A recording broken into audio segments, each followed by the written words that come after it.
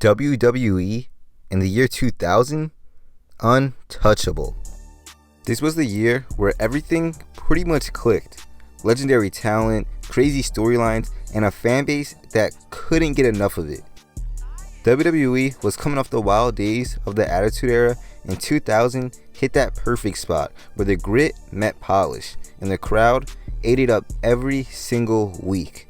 From the main event feuds and the stacked tag team division to pay-per-views that just kept on delivering, WWE was at its absolute peak.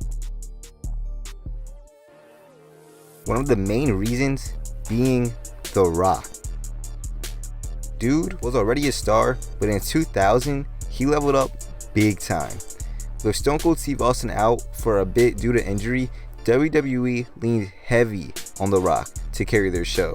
And he didn't just hold it down, he owned it. His feud with Triple H in 2000 was legendary, like pretty much the backbone of WWE storytelling that year. These guys had chemistry that couldn't be matched, and every time they faced off, it was a show stealer. Banger after banger after banger. From their crazy match at Backlash, where Stone Cold came in, broken neck and all, and helped for the assist, to the Iron Man showdown at Judgment Day, with Shawn Michaels, of all people, being the guest referee. Rock and Triple H brought main event energy that set the standard for years to come and helped WWE in prime time. Speaking of Triple H, the Game, bro, he was straight ruthless. Dude was peak heel, running the show with none other than the boss's daughter. As he started the McMahon-Helmsley era, he was calculated, vicious, and made every feud feel personal. And this wasn't just about titles, this was a power play, and each man brought their best to each and every counter, every promo, every match, and everything was must watch. Now let's talk about my personal favorite, the tag division. Bro, the tag division in 2000 was flat out insane, as WWE went all in with young teams like the Hardy Boys, Edge and Christian, and the Dudleys, which gave them the ability to push the limits of what tag matches were and what they could be. This was the year tag wrestling hit a new level. Their ladder matches at WrestleMania and SummerSlam were all amazing and are pretty much an essential if you want to watch old wrestling. They were high-flying, hardcore, innovative, bro, you name it. These matches had it all.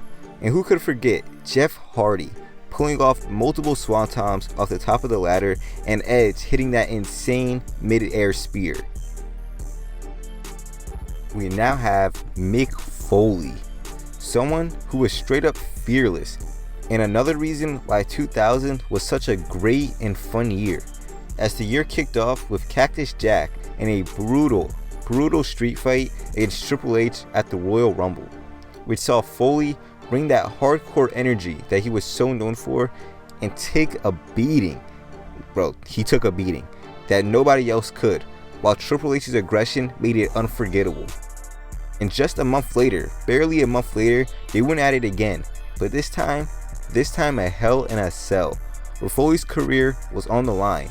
And let's just say, it didn't go as Foley planned, as Triple H threw Foley through a cell roof, making an absolute insane visual.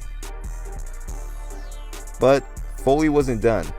In a bizarre turn of events, and some pretty bad booking if I'm being honest, he'd be inserted into the WrestleMania 2000 main event, which was decent. Let's not forget our boy Kurt Angle, aka Perk Demon. This guy debuted in late 99, and by 2000 he was already a force.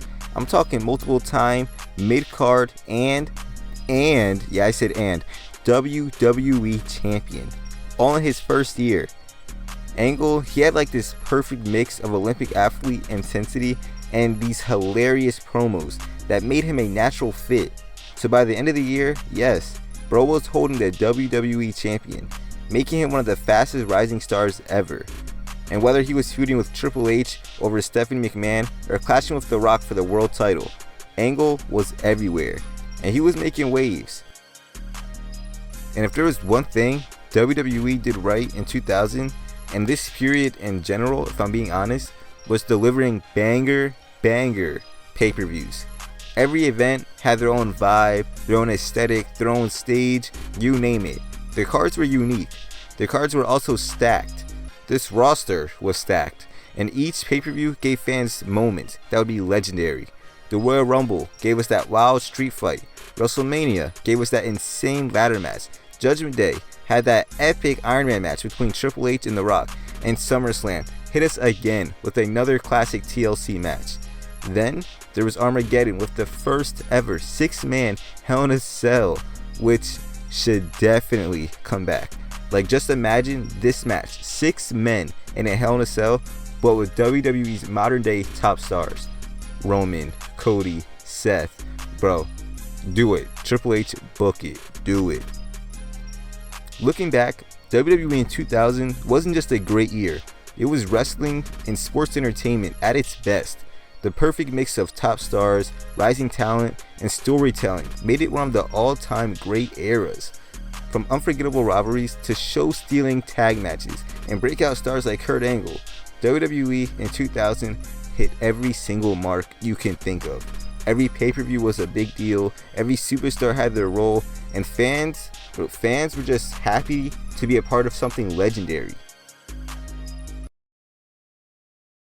If you enjoyed this video, just let me know down in the comments, like this video, and subscribe. Most of you guys watching are not subscribed, and I have no idea why, but I'll see you on the next one. Peace.